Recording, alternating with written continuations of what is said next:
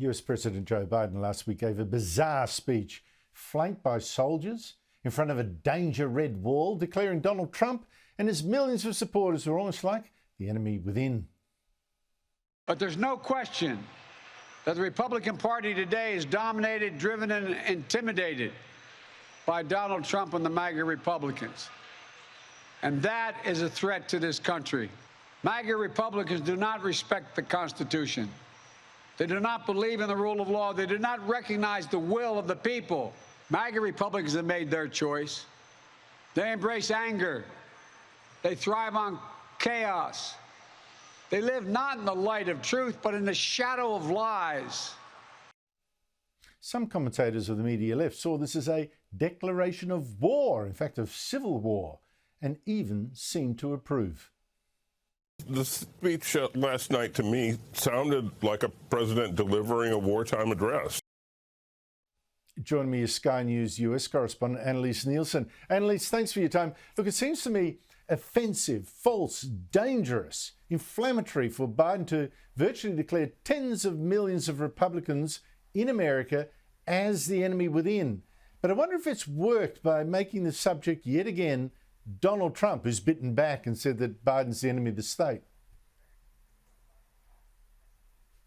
Look, this was a bizarre speech, but on so many levels, just like you've laid out. And one of the really interesting things is, okay, we're going into the midterm elections. It's been the Labor Day long weekend. This is traditionally when the campaigning starts in earnest. And so it wasn't unexpected that we'd have something like a campaign launch for Biden. But the fact that he went for this when they have a lot of stuff going in their favour nonetheless. Polling had improved. His personal approval polling has improved. They've had some legislative wins.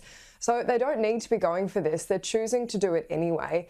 And I know I get this a lot, especially from Australians, about how America's so divided. It's the most divided we've ever seen it. That's simply not true. We've seen America have an actual civil war. The country was torn apart during the civil rights movement, which of course was quite necessary on a lot of fronts.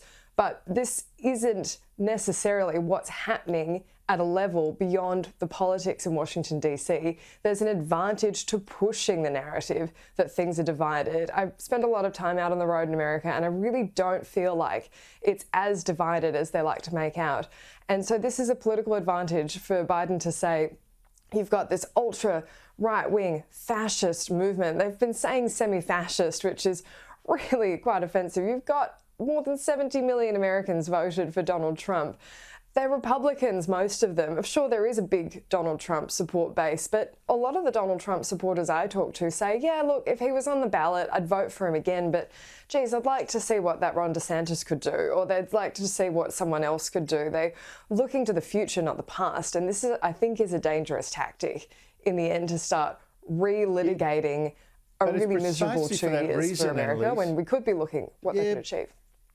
But I think it's precisely for that reason that Biden is doing this to cement support behind Donald Trump by trying to, attack him so personally, fill the whole news space with Donald Trump, Donald Trump, Donald Trump, so that people focus on him, and that energizes the Democrats' own base. I think it probably energizes their base more than it probably helps the Republicans win the next election. I wonder whether that's the plan. But do you think it's paying off?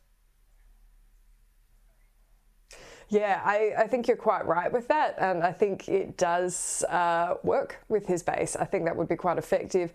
I don't think it's going to work in the long run, because what this does is just drive the opportunity for the right Republican to come up with a message of hope instead of a message of, oh, well, this has been so bad in the past. We need to go back to relitigate all of Trump's many grievances. So, yeah, I think it's definitely going to be a messy midterms, and it's leading up to a very messy 2024 election as well.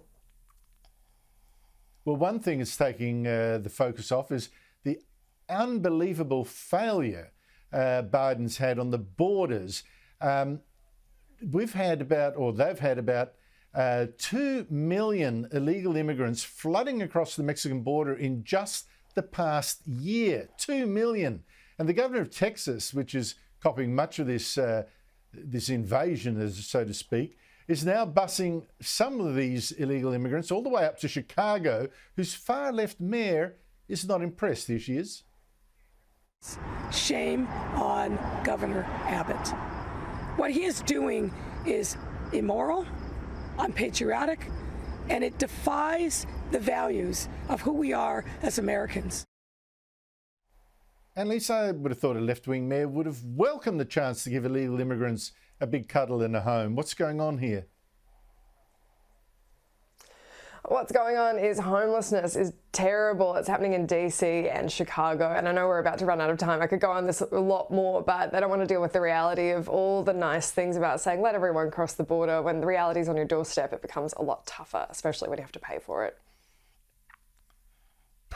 Well, okay, well, share the pain, I think. If you don't want the borders shut, then share the pain. But apparently that doesn't work in Chicago. It's not the Chicago way. Annelise Nielsen, thank you so much for your time.